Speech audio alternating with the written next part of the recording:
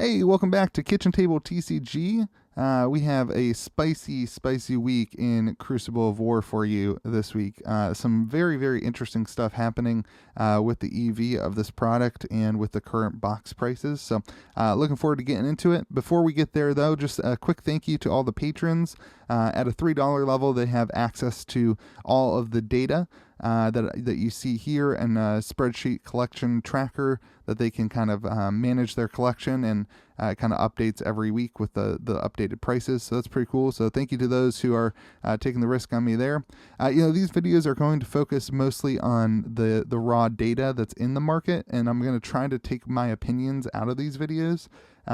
If you're interested in my opinions, I am adding another tier to my Patreon that will be kind of a $15 a month tier that's going to be more a podcast for those of you who are like, I'm calling it If I Were Investing, because I'm not an investor in this product and this stuff, but there are some things that I'm gaining from this stuff, and I just want to give that out there for those high rollers that are investing.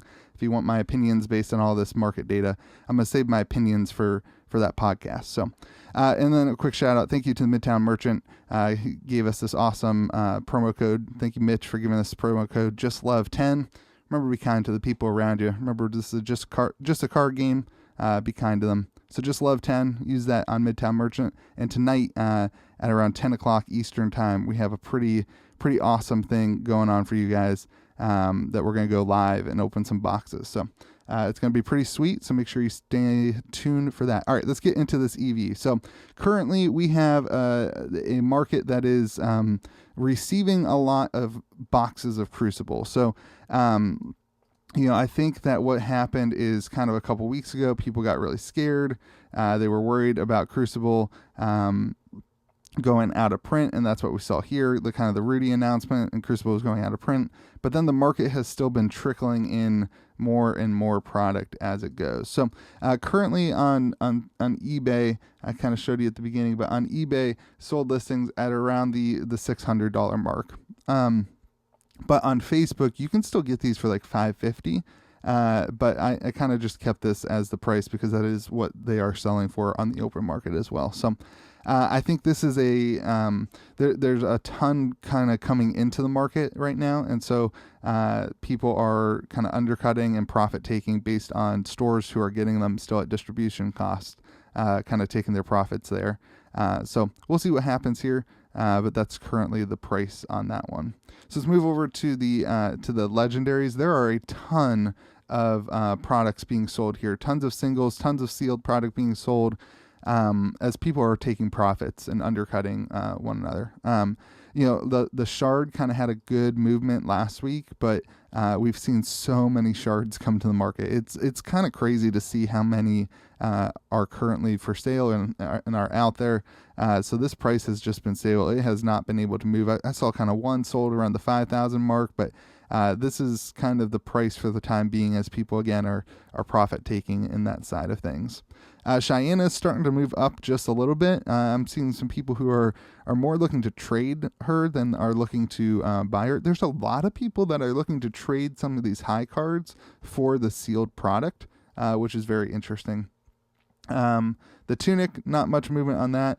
And this 20 blade, people are starting to realize how hard it is to get. And so we are seeing some movement there. All in all, I mean, a 10% movement week over to week is good. It's not good for Flesh and Blood, though. Kind of history of Flesh and Blood, these prices are moving so much more rapidly. So this is kind of a slow market right now for the Legendaries. And you're going to see at the end of this video, any of the movement, we'll see. It's going to come from some of the other cards. So same is true for these cold foils. Did we go back here? Yeah, I showed you the grid. Okay. Same is true for these cold foils. Again, a lot of profit taking, a lot of people seeing these high value of cards, and maybe they've never owned a $600 card before, so they're putting them on the market. And we're seeing a lot of even some things like Crater Fist moving kind of downwards, and Blood Sheath Skeleton moving kind of downwards. There were multiple sales at this 365 this week, and there were multiple sales last week at 525. So it's interesting to see some of these things happening. Courage of Bladehold seems to be the go-to right now. There was one sold for $1,100 this week, but there were plenty on the market for under that. So whoever paid $1,100 for that one, sorry. The rares are all sitting between 70 and 100. Not really any movement there. Very, very little movement. Some downward movement on Sledge, but really not much. All in all, again, only like an 8% growth on these cards compared to a couple weeks ago. We were seeing massive growth.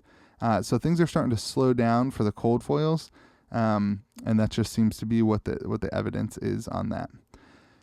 So let's move over to the rainbow foils. Lots of interesting stuff here in the rainbow foils. I'm going to actually jump to the back side of it for you. The overall growth of the rainbow foils was only 7%, which, like, it's just interesting because of some of the other growth that happens. So we saw some spoils go down. This was a big sale last week at 140. I saw 4 available yesterday for 100, but there are sold listings for 120. So that's kind of where I went there with that. But some of these are moving downwards. Like there's just not much movement at all on them, and then others are just kind of stagnant. But there's so many of these weird ones. Like Unified Decree is available right now on TCG Player for $9, and Poison the Tips is available for $11. So there's just not, this was downward movement. So it seems like there's so many. I think people are opening product, and so you're seeing, because there's 2 rainbow foil Majestics per box, you're seeing a lot of these hit the marketplace. And that's kind of keeping the price down. We saw a huge increase, potentially, people trying to finish out their collections last week, and so 75% increase, and then this week only a 7%. And again, I think a lot of people are opening the product. You do have people finishing their collections, rainbow foil snag moving up, the tome moving up, some of these kind of underprinted ones, the ones that are maybe not as common. I don't know any of the print details exactly, but these seem to be more sought after, at least. So that's kind of where we are here, a 7% increase. And then here's where things start to get really interesting, and you're gonna love this if you open boxes. Is these non-foil Majestics are moving up 35% this week, and you're seeing a lot of just people who are hopping in. Maybe these are just players who are like, okay, the prices didn't drop from where they were, so I'm gonna go ahead and pick them up, but. All these equipments are still kind of sitting in the $50 to $60 range. This was a weird sale on Plasma Purifier on TCG Player for $31. You could probably get that cheaper, but there was none. There's none available in the market on some of these. So it'll be very interesting to track these over time. Everything is kind of moving up. This had the most movement, I think, out of anything. So 35% increase on the non-foil Majestics is great, and a lot of that increase is not even based on the equipment. Some of those equipments didn't move that much. I mean, Skullhorn only $8-9. Visiotronic actually went down. Perch Grapplers actually went down. A lot of this movement is in the played cards that are needed inside the deck, which I think is really, really healthy for the game. So, and then let's move to the rainbow foil rares, which is a very, very similar thing. We saw a 50%, almost 50%, 46% increase in rainbow foil rares, all pretty much tied to these kind of higher tier ones. But I want to say this, the rainbow foil heroes are really moving. I think some of this is set collecting. These are like 1 in every 4 boxes from my experience. So there aren't a ton of these, and they're really moving up. There was a sold listing on TCG Player for $70 for a Kasai, whatever it is. And so huge movement there. I mean, that's probably an outlier. You could probably get it cheaper. But those are sold listings, and that's where we are. And Cavdeen at $45. These are starting to move as people see set collectors kind of want to finish their set collecting, or maybe a player wants it for their deck as well, to kind of show off that rainbow foil. But even like the lunging presses, springboard somersaults, and cash in, all these rainbow foils that were not as readily available are really moving. Like I opened 21 boxes and didn't get a lunging press. So like I don't know what that means, but that's why these are getting tough to find. So Anyway, 46% increase there. And then we also saw some increases in the regular rares, a huge increase, actually, if you really look at it. A lot of these, again, the heroes are moving up. These are kind of sold on TCG Player. You can find these cheaper, I'm sure, if you're buying them in like a collection or on the Facebook Marketplace. But these are all sold listings on TCG Player.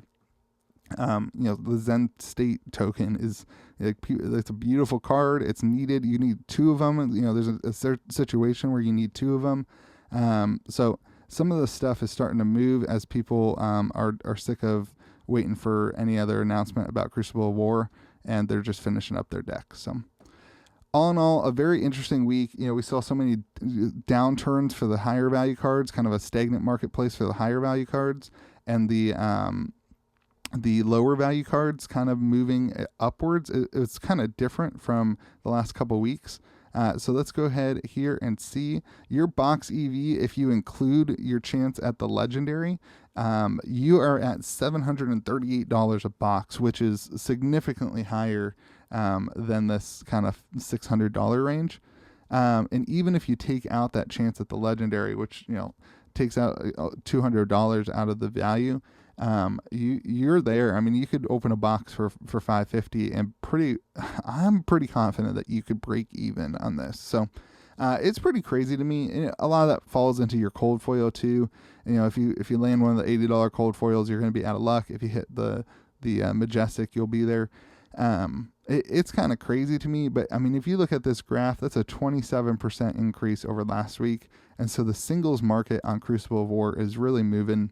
And it's really interesting to see. I think this is a great case study in this kind of first edition out of print thing, because we are seeing a slower market reaction than what we saw when all of a sudden boxes of alpha were skyrocketing. And it's just cool to watch it grow over time and see things like the rainbow foil rares starting to increase and the Majestics starting to increase as kind of the players and investors move their proceeds and move their ideas differently. So thanks for watching. I hope that you are having a great start to your year.